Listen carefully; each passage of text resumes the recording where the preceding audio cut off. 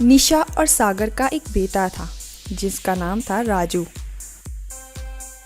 वो अपने माँ बाप की इकलौती औलाद था, इसलिए उसके मम्मी पापा उससे बहुत प्यार करते थे और उसकी हर ख्वाहिश पूरी करते।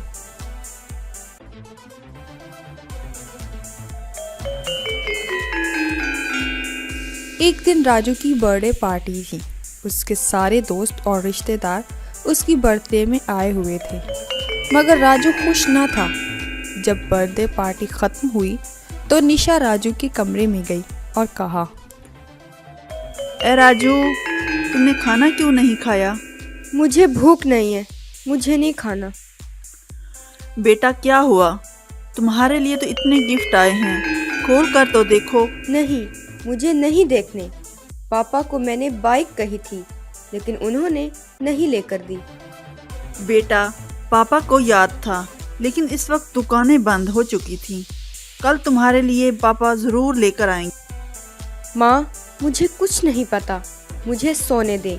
ये कहकर राजू सो जाता है और इधर निशा सागर को कहती है, सुनिए जी, आप राजू के लिए बाइक याद से ला देना, वो बहुत नाराज है, उसने खाना भी नहीं खाया। निशा और सागर भी सो जाते हैं, मगर राजू मन में बहुत उदास होता है क्योंकि पहली मर्तबा उसके माँ बाप ने उसकी ख्वाहिश को पूरा नहीं किया था। काफ़ी रात हो जाती है, लेकिन राजू के मन में कुछ और ही चल रहा होता है। मुझसे कोई प्यार नहीं करता, मैं अब यहाँ नहीं रहूँगा, मैं चला जाऊँगा। ये कहकर राजू अपनी गुल्लक से पैसे निकालकर घर से बाहर निकल आता है और चलना शुरू करता है। वो काफ़ी दूर निकल आता है, मगर ना जाने कहाँ से एक कुत्ता उसके पीछे पड़ जाता है। राजू भागना शुरू करता है। वहाँ पर नाइट ड्यूटी पर एक गार्ड होता है। राजू जल्दी से उसके पीछे छुप जाता है। गार्ड अपनी लकड़ी से कुत्ते को डराकर भगा देता है और राजू से पूछता है, तुम कौन हो बेटा, और इतनी रात को यहाँ क्या कर रहे हो? राजू बगैर कुछ कहे वहाँ से भाग जाता है। भागते भागते उसे बहुत भूख लग रही होती है क्योंकि वो बगैर खाना खाए घर से निकला था। उसके पास पैसे तो थे, मगर उस वक्त दुकानें बंद थी।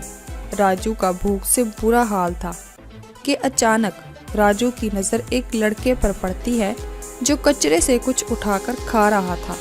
राजू इस लड़के की तरफ जाता है और उससे कहता है, अरे, तुम कौन हो और इतनी रात को यहाँ क्या कर रहे हो? मेरा नाम बंटी है, लेकिन लोग मुझे पागल और चोर कहते हैं। क्यों? और तुम इस तरह कचरे से क्यों उठाकर खा रहे हो? तुम्हारे मम्मी पापा कहाँ हैं और तुम्हारा घर कहाँ है? मेरे मम्मी पापा तो ऊपर हैं तारों में, और मेरा कोई घर भी नहीं है। मुझे सुबह से कहीं से खाना नहीं मिला, इसीलिए कचरे में देख रहा हूँ कि शायद कुछ खाने को मिल जाए। बहुत भूख लग रही थी। अगर तुम्हारे मम्मी पापा ऊपर हैं, तो तुम्हारा ख्याल कौन रखता है? मैं अपना ख्याल खुद रखता हूँ। राजू इसकी बात सुनकर काफी दुखी हो जाता है और दिल में सोचता है, बंटी तो अकेला है, उसका ख्याल रखने वाला भी कोई नहीं, फिर भी ये किसी से शिकायत नहीं करता।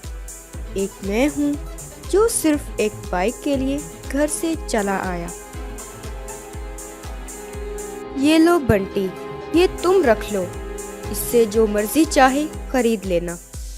क्या मैं रख लूं? तुम्हारा बहुत बहुत शुक्रिया राजू। इधर राजू को घर में ना पाकर उसके मम्मी पापा बहुत परेशान हो जाते हैं और उसकी गुमशुदगी की रिपोर्ट दर्ज करवाते हैं। इधर राजू बंटी को वो सारे पैसे दे देता है जो वो घर से लाया था। ये कहकर राजू दुखी मन के साथ घर आता है। उसकी माँ दौड़कर उसे गले लगा देती है तो राजू कहता है, मम्मी, मेरे सर में बहुत दर्द हो रहा है। क्या तुम्हारे सर में दर्द है? अच्छा, आओ मैं तुम्हारे सर की मालिश कर देती हूँ। उसके बाद राजू की माँ उसके सर में मालिश करती है, लेकिन राजू का ध्यान अभी भी बंटी की तरफ ही होता है। अगले दिन भी स्कूल में राजू काफी परेशान होता है और बंटी के बारे में सोचता रहता है। जब घर आता है तो वो अपने मम्मी पापा को बंटी के बारे में बताता है और कहता है, मम्मी पापा, मैं चाहता हूँ कि आप उसके भी मम्मी पापा बन जाएं।